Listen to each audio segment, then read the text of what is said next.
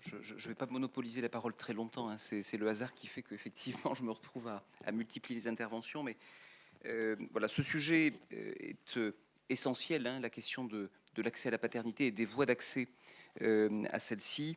Et on pouvait difficilement faire autrement que de commencer par là, effectivement, de poser les bases qui font que l'on peut devenir père. Alors, le sujet présomption de paternité, reconnaissance d'enfant est un sujet à la fois ancien et un sujet d'actualité. Sujet ancien parce qu'on va le voir, eh bien, il y a des règles très anciennes qui continuent de s'appliquer. Et puis sujet d'actualité puisque précisément ces voies sont aujourd'hui questionnées, alors peut-être pas dans leur fondement, mais enfin au moins dans leur portée. Et pour une bonne compréhension de ce sujet, il faut commencer par définir ces mécanismes-là. Alors la présomption de paternité, c'est une présomption légale par laquelle eh bien, on considère que le mari est le père de l'enfant. Voilà. Donc le mariage indique au fond qui est le père. Quant à la reconnaissance, eh bien, c'est un acte par lequel une personne va reconnaître être le père d'un enfant. Alors, sur ce sujet, je citerai un civiliste, Georges Ripper, qui soutenait, et je crois que cette phrase a encore une certaine actualité, soutenait que la paternité est une institution sociale avant d'être une réalité biologique. Et il disait cela donc au milieu du XXe siècle dans son traité de droit civil.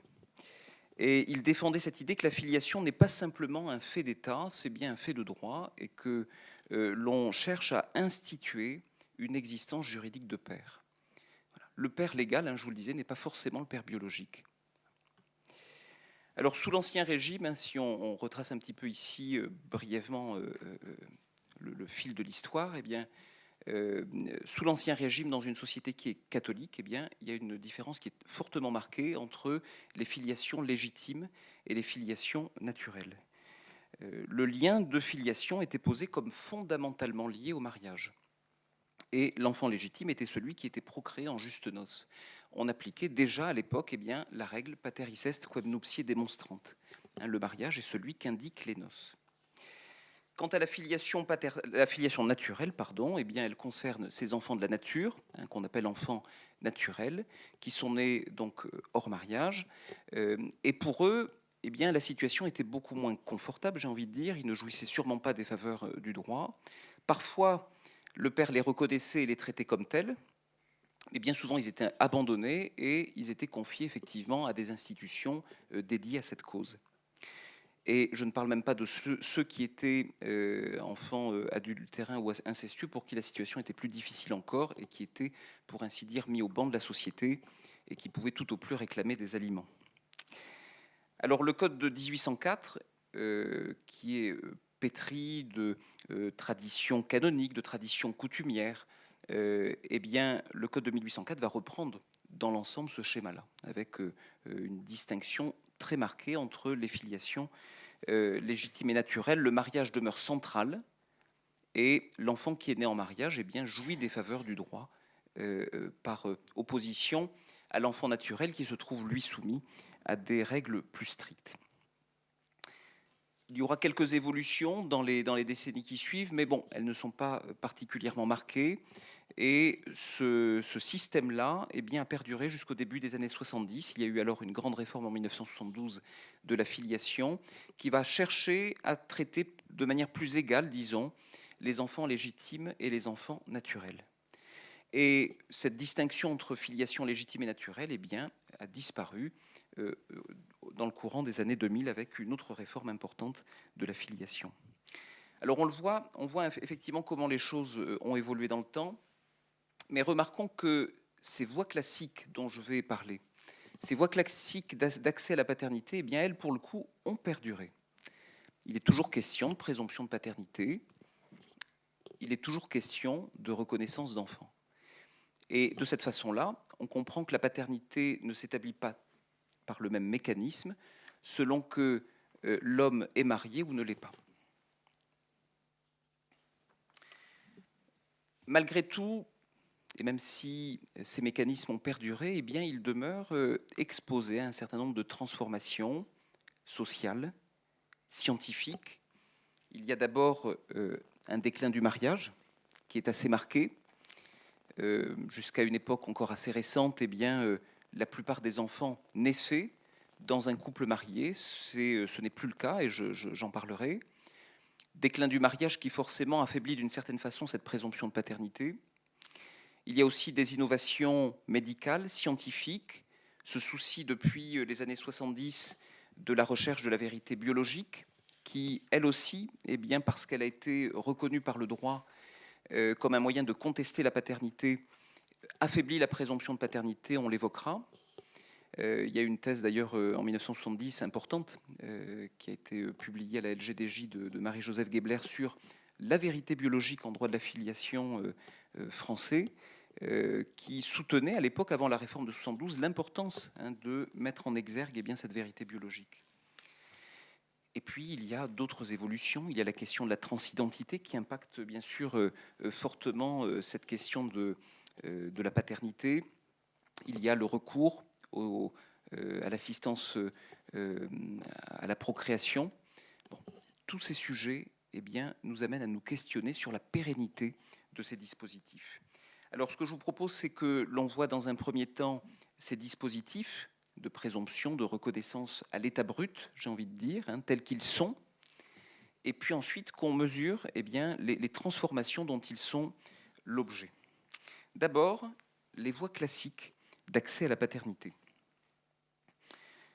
Disons pour commencer que ce ne sont pas là, la présomption de paternité et la reconnaissance d'enfants, ce ne sont pas de simples techniques juridiques. Ces techniques sont porteuses d'un certain nombre de valeurs de stabilité familiale, de protection de l'enfant. Ces techniques indiquent aussi et font passer un message sur certains choix de société, et notamment sur le rôle du mariage, sur une certaine conception de la famille, et puis on verra tout à l'heure qu'elles peuvent aussi susciter des tensions quand les réalités sociales changent. Alors voyons ces mécanismes, voyons aussi en quoi ils peuvent être exposés de façon très objective à certaines situations problématiques. D'abord, les mécanismes concernés. Et commençons eh bien, par celui qui a la faveur du droit, en tout cas dans l'ordre du Code civil, eh bien, c'est la présomption de paternité. Pour l'établissement de la paternité, lorsque l'homme est marié, la loi se contente d'une présomption. Il y a une forme d'automaticité, c'est l'article 312 du Code civil. L'enfant qui est conçu ou né pendant le mariage a pour père le mari. Cet établissement s'opère par l'effet de la loi qui tire ici une conséquence d'une situation déterminée. Il y a un homme qui est marié, eh bien, le mariage indique qu'il est le père. Et ce système-là repose notamment sur la fidélité de l'épouse. Il y a dans le mariage eh bien, un devoir de fidélité et l'on considère que l'enfant qu'elle a conçu est aussi celui et en même temps et indivisiblement celui du mari. C'est là une présomption qui est relativement étendue. Elle bénéficie bien sûr et elle s'applique chaque fois que l'enfant a été conçu pendant le mariage, mais elle s'applique aussi quand l'enfant a été conçu avant le mariage et est né pendant. Et pour une raison assez simple, c'est que l'on estime que cet homme-là a épousé cette femme-là, alors même qu'il la savait enceinte, parce qu'il pense bien en être le père. Et quant à l'étendue de cette présomption, eh bien, on voit qu'elle s'étend aussi jusqu'après le mariage, lorsque l'on sait que eh bien, l'enfant a été conçu pendant celui-ci et qu'il est né moins de 300 jours après la dissolution. C'est là une règle, la présomption de paternité, qui est limitée aux seuls hommes mariés. Et on se questionnera tout à l'heure, quand on cherchera à trouver des solutions aux défis actuels, eh bien on se questionnera peut-être sur l'opportunité d'étendre cette présomption à des couples qui sont stables, par exemple à des couples pacsés. C'est peut-être là eh bien, une voie pour maintenir ce dispositif traditionnel. Voilà pour la présomption de paternité très rapidement. Quant à la reconnaissance d'enfant, eh bien, c'est un acte juridique par lequel un homme, pour ce qui nous intéresse en tout cas, reconnaît être le père de l'enfant. Et cette reconnaissance concerne principalement eh bien, les enfants qui sont nés hors mariage. Alors la reconnaissance intervient généralement après la naissance, mais il est admis aussi qu'elle intervienne avant, et elle prendra effet une fois l'enfant né. C'est une démarche personnelle, et à ce titre, elle n'a qu'un effet relatif, en ce sens que si un homme reconnaît l'enfant de telle femme, cette reconnaissance ne vaut que pour lui, non pour la femme qui est désignée comme la mère. Voilà en peu de mots, eh bien, ces dispositifs classiques d'accès à la paternité, présomption et reconnaissance. Maintenant, il existe un certain nombre, et je vais y passer aussi assez peu de temps, mais certaines situations problématiques et pour ne pas dire pathologiques. Ces modes classiques d'accès à la paternité ne peuvent pas ignorer certaines situations problématiques qui vont parfois empêcher et faire obstacle à l'établissement de la filiation, parfois vont justifier que l'on remette en question cette filiation établie. D'abord, il y a une situation importante, c'est le renversement de la présomption de paternité. Je vous ai dit, bon, on va considérer que le mari est le père de l'enfant, mais pas toujours. Et notamment lorsque l'acte de naissance ne désigne pas le mari comme étant le père de l'enfant. Dans ce cas-là, il y a un doute sérieux, évidemment, qui pèse sur la paternité du mari. Surtout que c'est lui qui, généralement, est à la manœuvre dans ce cas-là. C'est lui qui va aller déclarer l'enfant à l'état civil. D'ailleurs, le Code civil invite le père à procéder à cette déclaration, puisque la mère, effectivement, doit se rétablir de l'accouchement. Bon, donc, si l'acte de naissance ne désigne pas le mari comme père, c'est qu'il y a un souci, effectivement, du point de vue de sa paternité. Et la présomption, eh bien, se trouve ainsi renversée. Ce sera le cas encore lorsque, au sein du couple marié, un enfant se trouve conçu pendant une période de séparation légale. Les époux sont toujours mariés. Ils sont d'ailleurs toujours en tant que tels soumis au devoir du mariage. Et pourtant, eh bien, parce que l'enfant est conçu pendant une telle période, notamment après l'introduction d'une demande en divorce, eh bien, on considérera, puisqu'il n'y a plus de vie commune, que le mari n'est pas le père de l'enfant. Alors, face à ces situations-là, et sans entrer dans des développements trop techniques, eh bien, le législateur fait en sorte que l'on puisse rétablir cette présomption-là. Alors, il y a deux voies, il y en a une qui est plus commode que l'autre, sans doute. Dans les deux cas, disons-le, la présomption de paternité rétablie n'en demeure pas moins assez fragile. Et ce qui la fragilise, c'est que pour rétablir cette présomption, on recourt à des modes autonomes d'établissement de la filiation. C'est le cas d'abord de la reconnaissance. On peut rétablir la présomption de paternité par reconnaissance d'enfant. Le père va reconnaître son enfant, ce qui est d'ailleurs tout à fait nouveau. Cette question des reconnaissances maritales est nouvelle. On ne l'admettait pas autrefois, on l'admet depuis 2005. Alors elle est commode, elle est facile, elle n'est pas coûteuse, elle ne suppose pas l'accord de la mère. Bon, et en plus, on ne va pas s'assurer qu'il est effectivement le père biologique de l'enfant. Donc, à tout niveau, c'est sans doute la voie la plus simple et la plus efficace pour rétablir la présomption. Et puis, il y a une autre voie un peu plus tortueuse, un peu plus compliquée, qui suppose pour le coup l'accord de la mère, c'est le rétablissement par la possession d'état d'enfant. C'est-à-dire qu'il y a là une vie de famille qui indique que cet enfant est bien l'enfant de tel homme, de telle femme.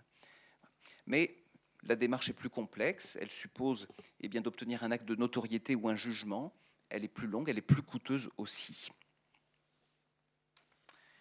Deux autres situations rapidement méritent d'être évoquées, qui sont des situations problématiques, voire pathologiques.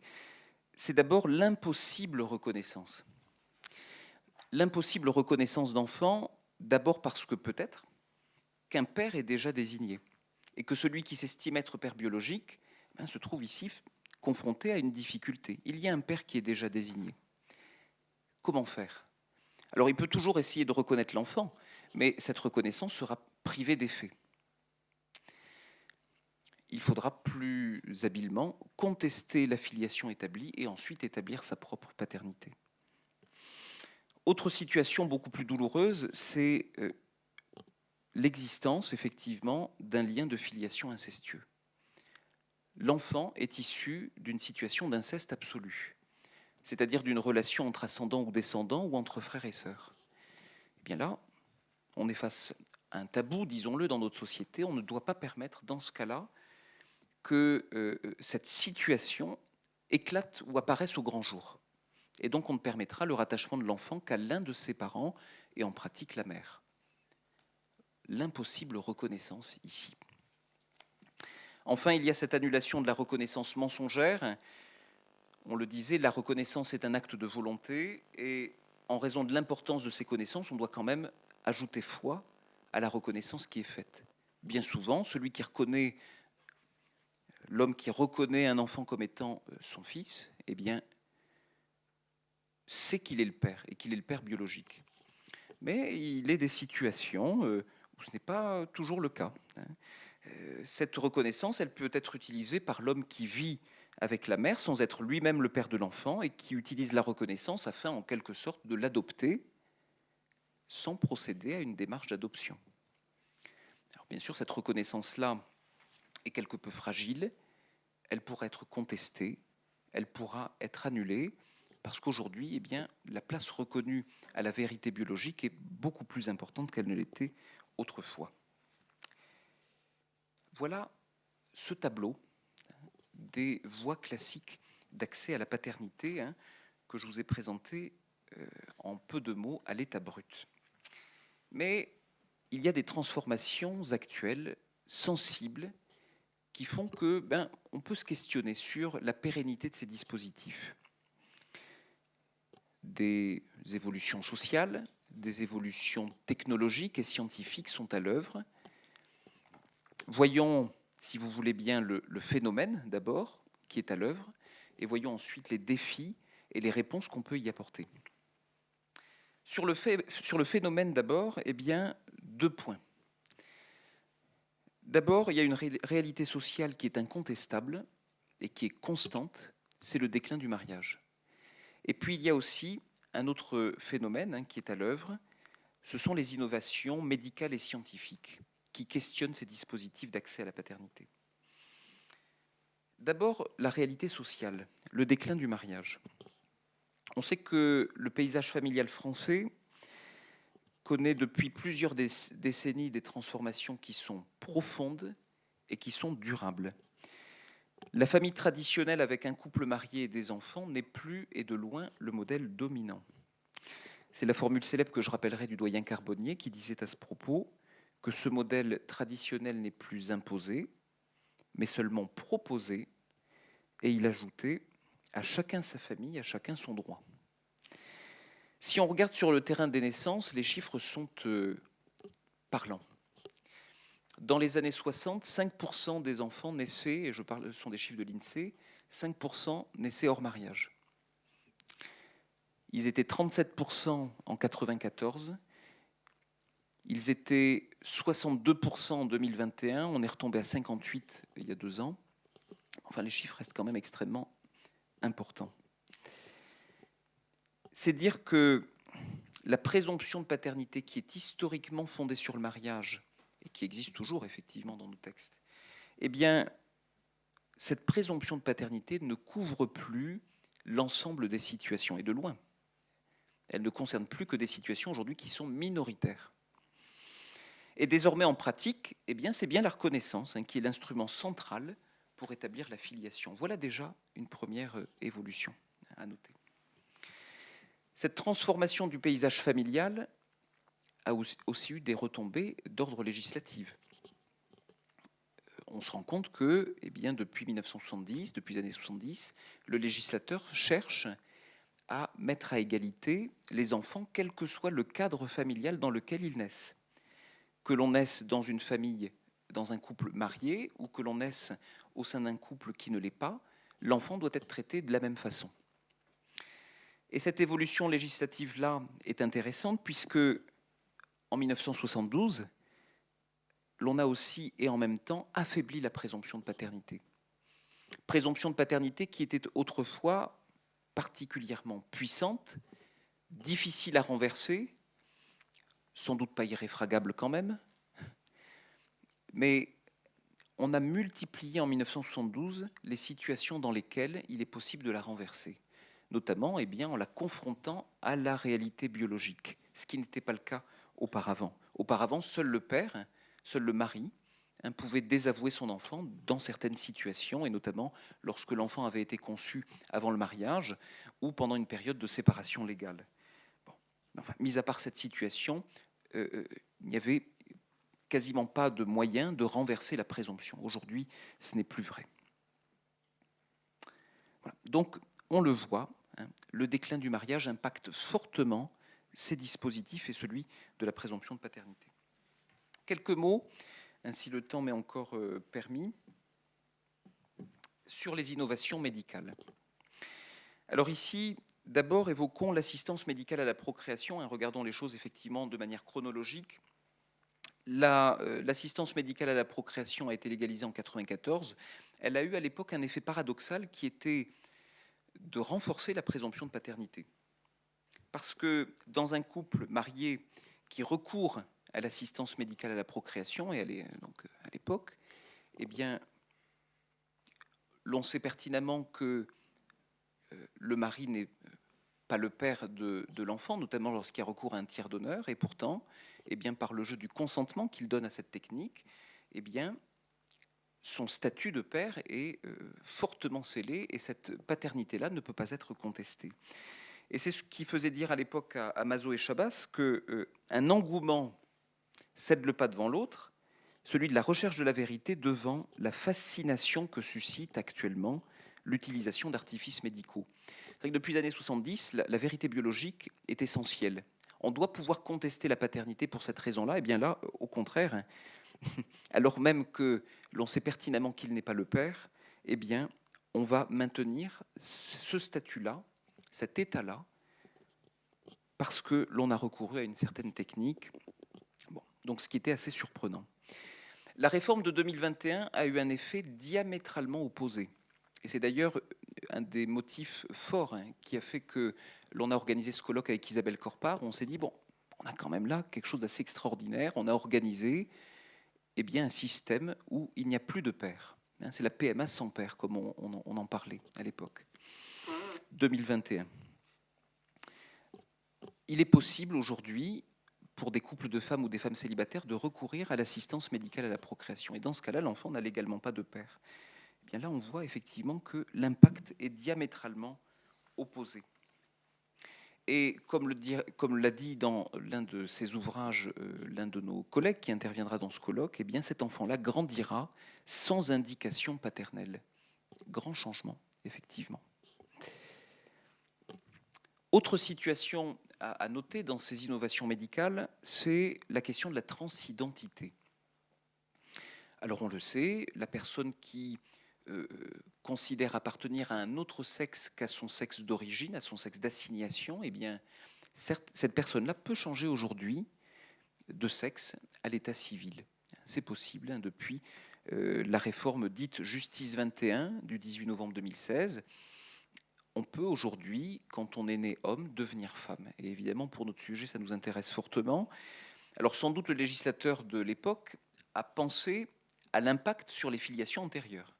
Ce changement-là ne doit pas avoir d'impact sur les filiations antérieures. Mais il n'a pas pensé aux filiations à venir. Quel impact?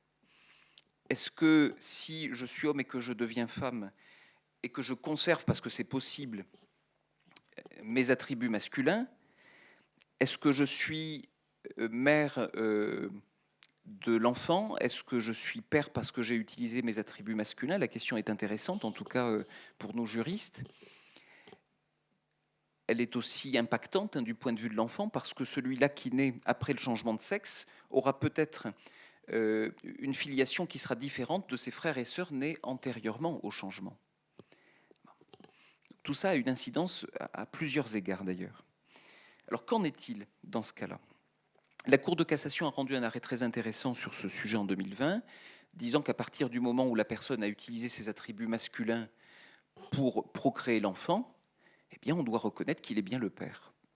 Et ça a le mérite, j'ai envie de dire, de la cohérence vis-à-vis des filiations antérieurement établies, déjà, et puis vis-à-vis de la réalité biologique. Et même pour l'enfant, c'est intéressant parce qu'il va pouvoir se représenter quelles sont exactement ses origines. On pouvait penser que le sujet était clos, mais on voit bien qu'au niveau des juridictions du fond, le débat n'est pas fermé. Et cela appelle certainement une clarification du législateur. En tout cas, celle-ci serait de bon ton pour qu'on y voit un petit peu plus clair. Alors, voilà, on voit ici un petit peu le phénomène, en tout cas. déclin du mariage, assistance à la procréation, transidentité, tout ça pose un certain nombre de défis et nous amène à poser quelques perspectives. Je ne serai pas très long, mais il faut quand même en parler. J'ai déjà dépassé. Ah bon, ça va. Alors 5 minutes, c'est bon. Eh bien, à partir de ce que j'ai dit, il est clair que le mode d'établissement de la paternité le plus exposé est la présomption de paternité. Le déclin du mariage, l'égalité désormais établie entre les modes de conjugalité, que l'on vive, qu'il s'agisse d'un couple marié ou non, questionne le maintien de cette présomption. Est-ce que ce n'est pas là finalement une forme de survivance d'un modèle ancien et dépassé? Ne faut-il pas plutôt la supprimer? La question se pose, on pourrait tout à fait envisager de généraliser la reconnaissance d'enfants. Cette suppression serait a priori en cohérence avec les législations antérieures. La loi de 72, avec la réforme de la filiation en 2005, il y aurait peut-être du sens à supprimer cette présomption de paternité. Mais remarquons quand même que celle-ci n'a aucune incidence sur la façon dont on traite les enfants. Que l'enfant naisse dans le mariage ou en dehors, il est traité de la même façon du point de vue de ses droits. Cette distinction ancienne entre filiation naturelle et légitime est clairement dépassée. Pas d'impact. En revanche, l'intérêt de la présomption de paternité est peut-être de rappeler, et ça justifierait son maintien, que le mariage reste un cadre idéal pour l'enfant et sans doute le cadre le plus adapté à la procréation. Et donc, au moins, on peut, de ce point de vue-là, vouloir la maintenir. Mais ne faut-il pas, compte tenu des évolutions qui sont actuellement à l'œuvre, plutôt l'étendre? On s'était questionné lors de la réforme de 2005 sur ce point. Est-ce qu'il ne faut pas l'étendre, notamment aux couples de concubins qui sont pacsés? Parce que ceux-là, quand même, sont stables, en ce sens qu'ils sont soumis à une exigence de vie commune, peut-être pas de fidélité, c'est vrai, mais au moins de vie commune, comme les personnes mariées. Et après tout, cette situation-là et ce devoir-là rend vraisemblable le fait que l'enfant qui naît de ce couple est bien issu de l'homme. Et ça pourrait justifier son extension. Alors certains nous diront que il n'y a pas de devoir de fidélité et que la présomption de paternité qui repose précisément sur ce devoir de fidélité-là n'existe pas en concubinage, en tout cas dans le Pacs. Mais, je vous l'ai dit, il y a des situations auxquelles la présomption de paternité s'applique et où le devoir de fidélité des époux n'existe pas encore. C'est lorsque l'enfant a été conçu avant et est né pendant le mariage. Au moment où l'enfant est conçu, il n'y a pas de devoir de fidélité entre les époux. Et pourtant, on applique la présomption de paternité. Donc, on ne peut pas dire que ce soit une condition vraiment incontournable de l'application de cette présomption. Et ça peut justifier, justement, juridiquement au moins, de l'étendre aux couples de pacsés. Par ailleurs, et c'est une autre proposition, effectivement, que je formule, nous avons constaté une lacune législative concernant les filiations à venir en cas de changement de la mention du sexe à l'état civil pour l'homme.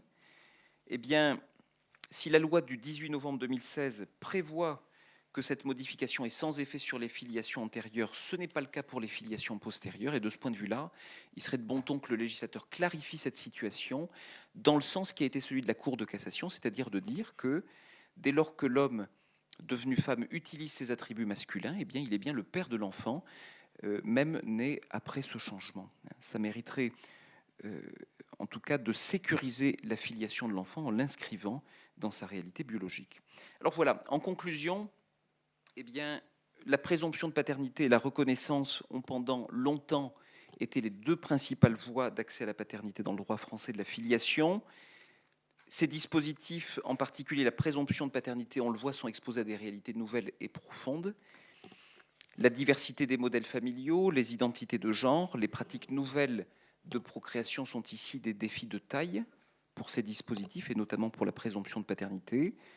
Des clarifications s'imposent donc pour que ces dispositifs-là, ces voies traditionnelles d'accès à la paternité se maintiennent Merci de votre attention.